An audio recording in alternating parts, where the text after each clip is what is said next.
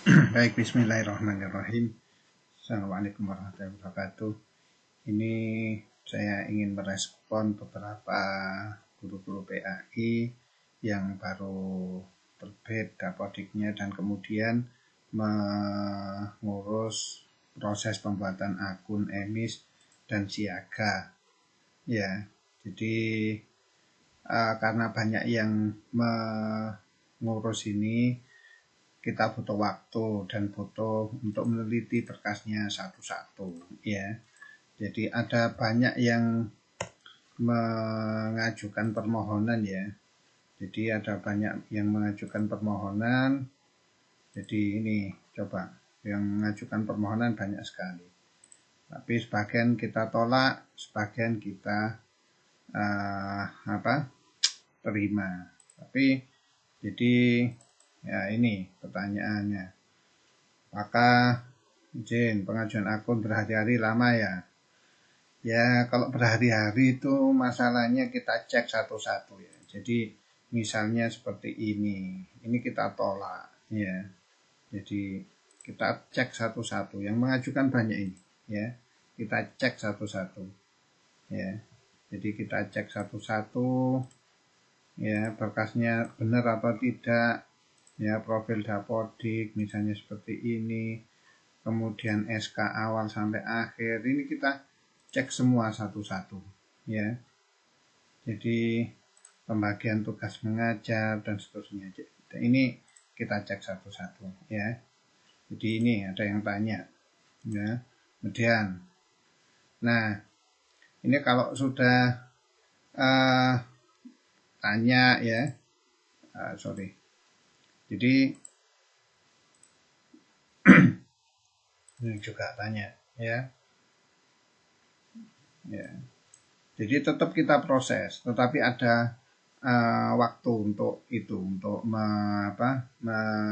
mengecek satu-satu. Dan kita mohon maaf yang kita kerjakan itu tidak hanya memproses berkas pembuatan akun ini saja ya.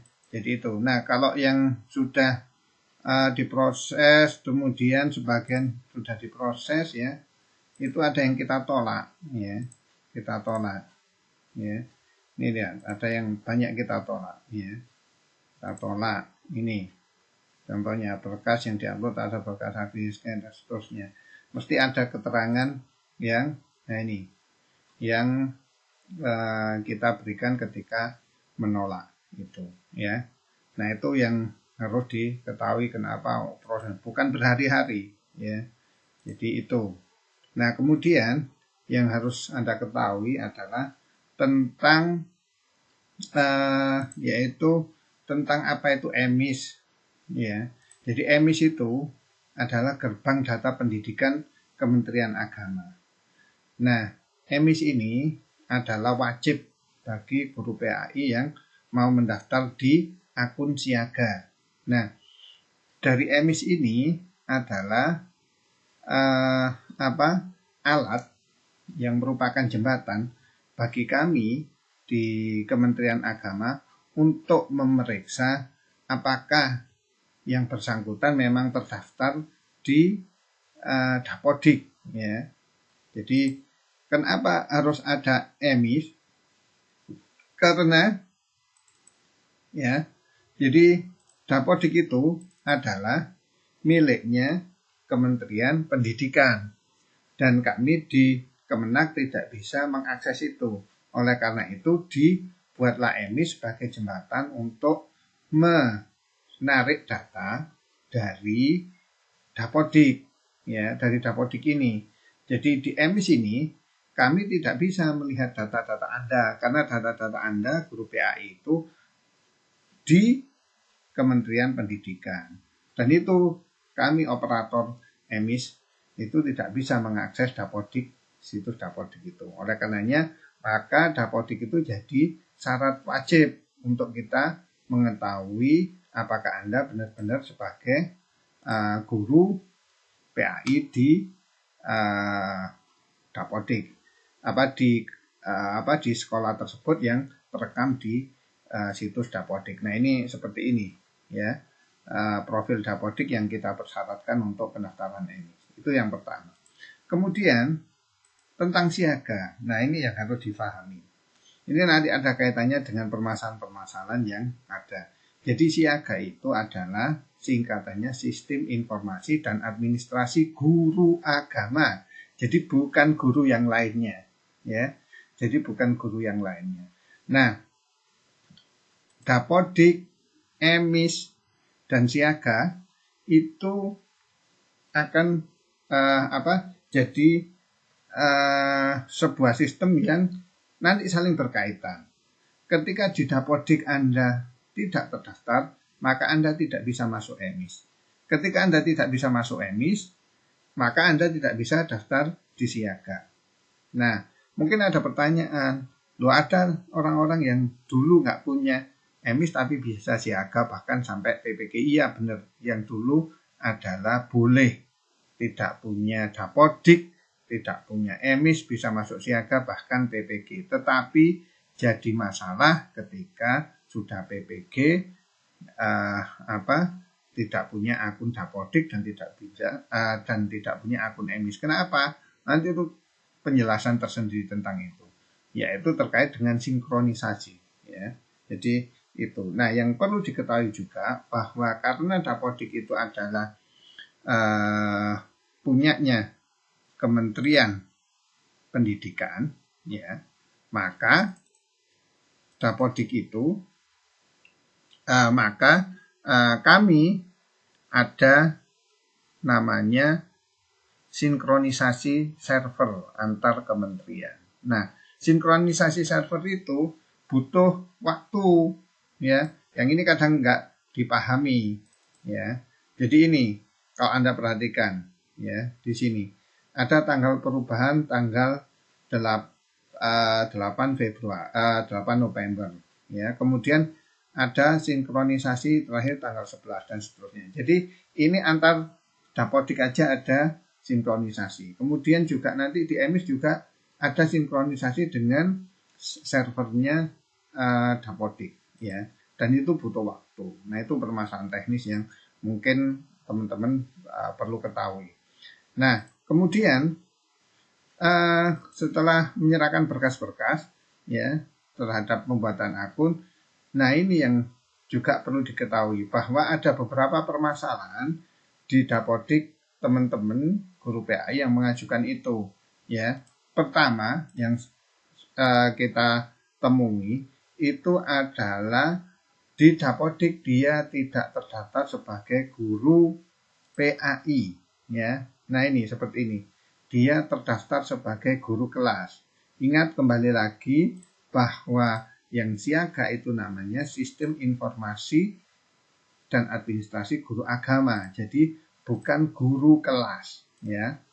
Nah, kalau seperti ini jelas kita tolak karena memang tidak akan sinkron. Nanti ada contoh bagaimana ketidaksinkronan itu, ya. Jadi seperti ini. Ada juga yang guru matematika, ya. Nah, ini guru matematika. Jelas ini tidak bisa meskipun dia secara ijazahnya SMA, ya. Secara ijazah pendidikannya agama Islam, ya.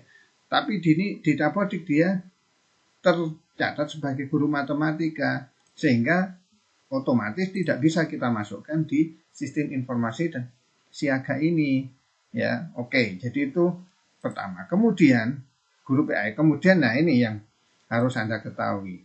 Ada yang di dapodik jurusannya, ya. Nah, ini masih SMA. Kenapa? Jadi kalau Anda paham bahwa untuk sebagai guru yang profesional itu ada aturannya bahwa guru yang profesional itu harus ijazahnya S1, itu ada undang-undangnya, ya. Nah, di guru agama Islam, guru PAI yang diakomodir jurusannya itu ada beberapa aturannya, ya. Jadi ini, ya.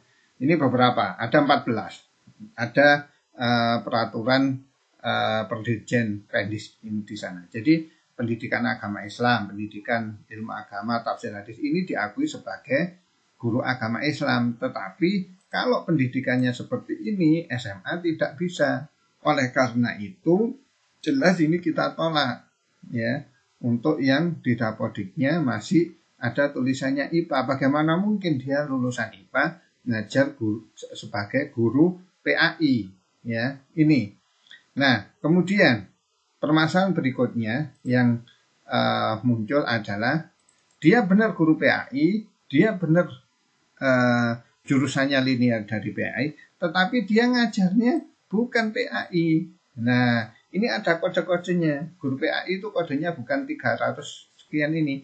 Di sini terlihat muatan lokal, potensi daerah, kelompok mapel, bidang studi, dan seterusnya. Jelas ini kita tolak karena bukan dari dia, meskipun guru PAI tetapi tidak mengajar PAI. Oke. Jadi kalau mau masuk PAI ya jurusannya PAI, ngajarnya juga PAI. Jadi seperti itu. Oke, jadi ini penjelasan singkatnya seperti itu. Kemudian yang berikutnya, terus solusinya bagaimana Pak? Kalau ketika itu semua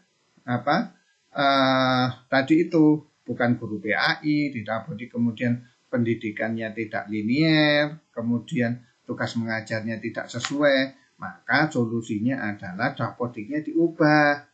Nah, ini yang sering jadi alasan tidak mau ngubah adalah itu katanya operator nggak apa-apa Pak, katanya operator begini, katanya. Kalau kataannya operator ya memang seperti itu. Yang harus Anda ketahui bahwa operator itu, operator di sekolah ya maksudnya, operator Dapodik di sekolah, kita tahu bahwa tugas mereka itu banyak, ya. Untuk urusan Dapodik ini boleh operator membantu, sifatnya membantu, tapi yang menjadi poin di sini adalah ini adalah urusan Anda. Jadi kalau operator harus mengurusi punya Anda hanya satu orang, kemudian harus ke Dignas sendiri yang jaraknya jauh, tentu saja mereka bisa jadi keberatan. Oleh karena itu jangan menggantungkan sepenuhnya untuk urusan data-data Anda kepada operator di sekolah. Jadi berusahalah mandiri, bekerja samalah dengan baik dengan operator. Nah, kalau sudah begitu bagaimana cara mengubahnya? Ya ke ngurus sendiri ke Dignas. Ya ada suratnya. Nah ini contohnya. Ya, perubahan jenis PTK dan jabatan PTK. Jabatan itu kayak tadi itu ya. Misalnya bukan guru PAI jadi guru PAI diubah jadi guru matematika. Anda bisa mengubah mengajukan sebagai guru PAI dan seterusnya. Ini silakan diurus ke Dignas atau di yang bidang yang berkenaan dengan perubahan akun Dapodik Anda, ya. Jadi seperti itu.